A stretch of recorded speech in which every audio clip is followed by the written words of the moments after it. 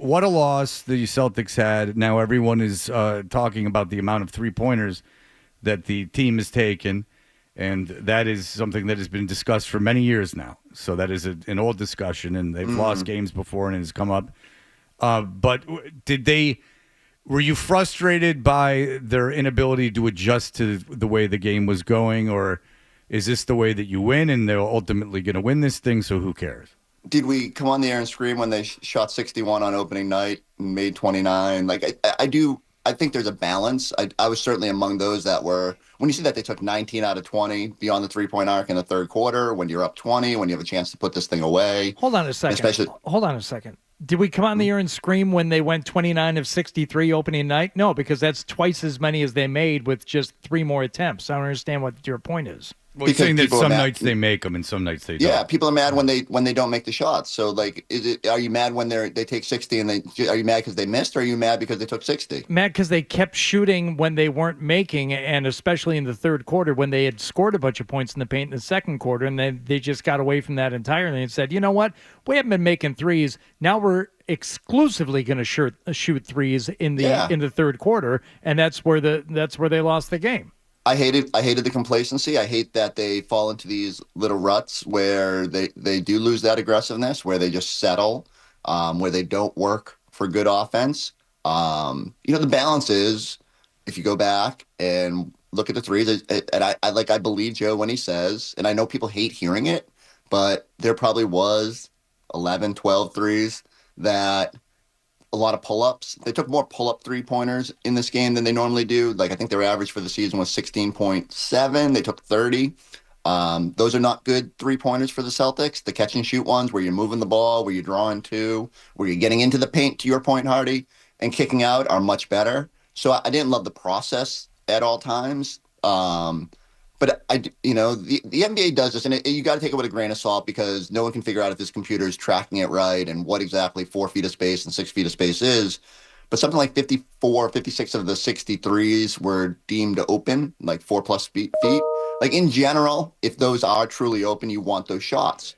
But a step back to get 4 feet, with low clock is not a good three, and the computer can't tell you that. So they just got to hunt the right ones, and certainly they need to be more aggressive when the wheels come off a little bit. When that lead's whittling down, I wanted someone to go to the basket. That's when you need Kristaps healthy on the floor.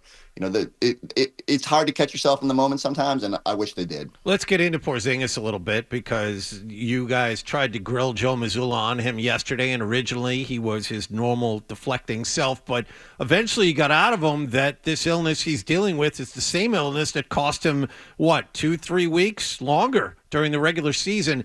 Any idea what this thing is? And he's probable for tonight, but what percentage of him are the Celtics going to get?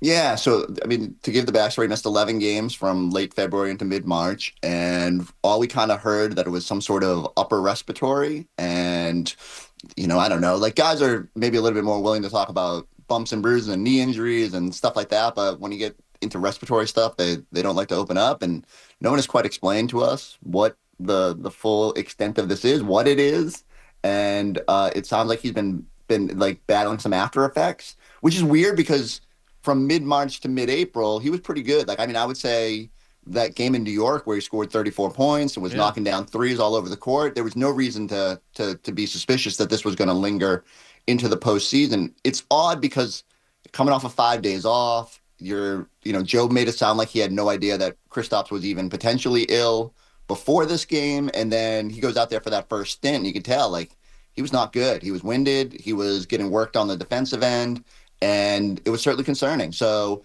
even if he's out there, we got to see what he looks like and what the limitations are on this. But, he's a pretty open individual, and for him to not really say too much on it, like, besides the fact that he's kind of going through it, has been weird. I think when initially he did say he was a little scared because you don't necessarily know what it is when they were first trying to diagnose this, and so something to watch moving forward. Every time the Celtics come out with that no injuries to report before game one, it's like the worst thing because then it just immediately turns and guys either get injured and there's plenty to watch in terms of health with this team. Suppose that Porzingis gives it a go tonight and can't and leaves early again. Can the Celtics beat the Knicks without him? Yes, it gets a little bit more difficult that for reasons we saw the other night. You need to be able to diversify the offense, and it's a lot easier to get post touches when you got the 7'3" guy. Defensively, they like putting him on Josh Hart, and that gives them some versatility to kind of combat Towns and Brunson. So, it's not if Luke Cornett isn't in foul trouble, you have some versatility there as a backup. But I'm interested to see how they play it. Do you keep Porzingis with that starting group if he's feeling the after effects still? Do you move Horford, who's been so good, into that role, and just knowing that he's going to probably be out there more consistently? There's some decisions they got to make about how to approach this, depending on where Kristaps is at. All right. Have you been? What do you make of Cleveland? They're in a lot of trouble here. The end of that game was great last night. That whole game was pretty good. Outstanding. It's got. I mean, Donovan Mitchell. You want to talk about having to take on a load? I mean, he had to do everything last night. Couldn't do anything more than what he did. Yeah, I mean, he was getting. Night. I mean, he was. Indiana was perfectly fine just fouling them. They didn't care. They were well into the penalty very quickly in the fourth quarter, and he was getting knocked to the floor. It wasn't basketball knocked to the floor either. He was getting physically knocked to the floor.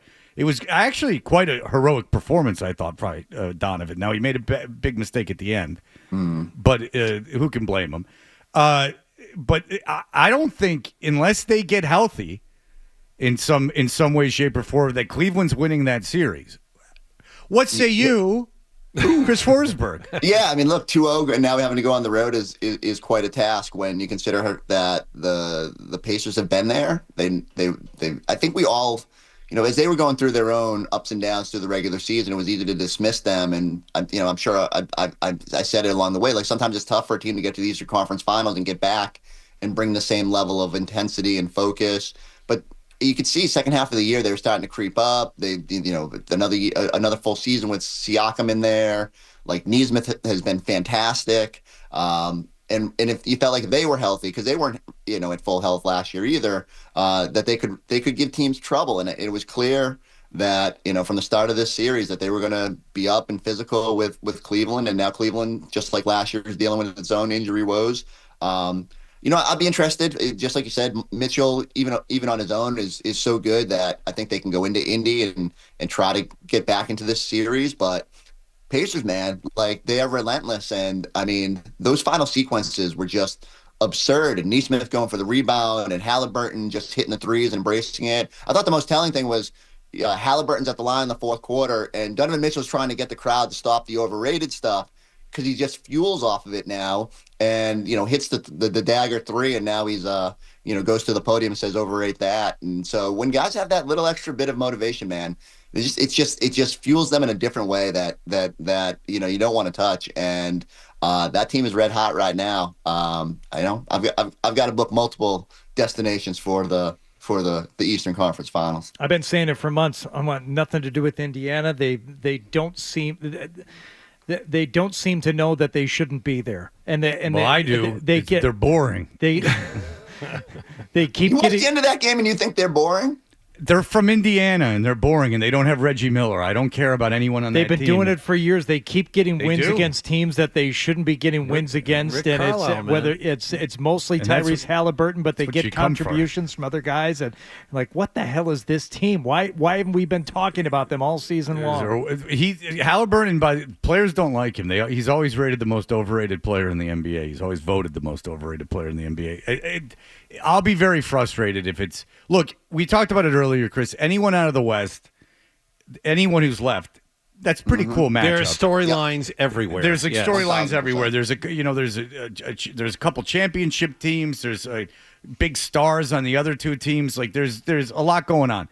If they play in look, you got the Knicks, and that's nice that you're playing the Knicks for something. And who knows if the Knicks can manage to win another game out of the next four.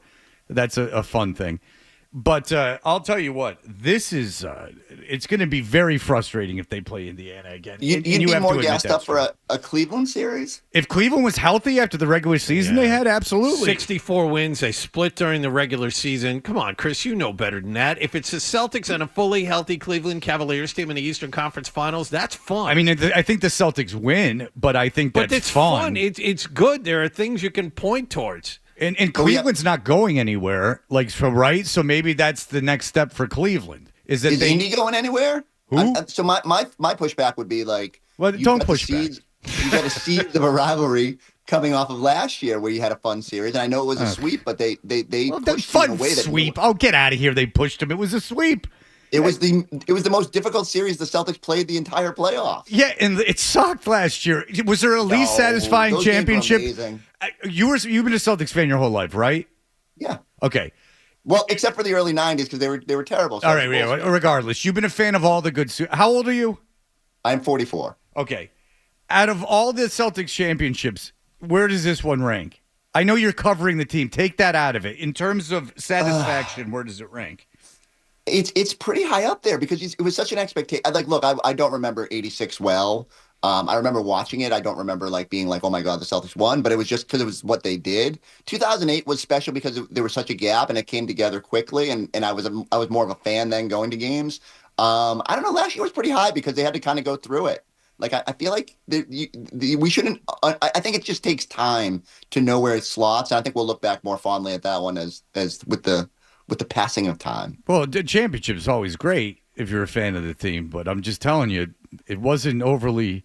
You kind of answered it when you said you're going to have to put some distance behind it before you look back on it with any real admiration and excitement. I mean, out of all the championships that teams have won since I've been here, that's the least amount of pop. What qualifies the best then? Like, because they hit a last 2008 field goal, that makes it a better. No. I'll tell you what. I'll tell you why. After the break. Oh, look at you. Wow. It's such a pleasure to work with a pro like this. If you like that clip, check out more videos from Toucher and Hardy here. For more Celtics analysis and opinion, hit this playlist. And for all the latest from the Sports Hub, download the app at 985thesportshub.com.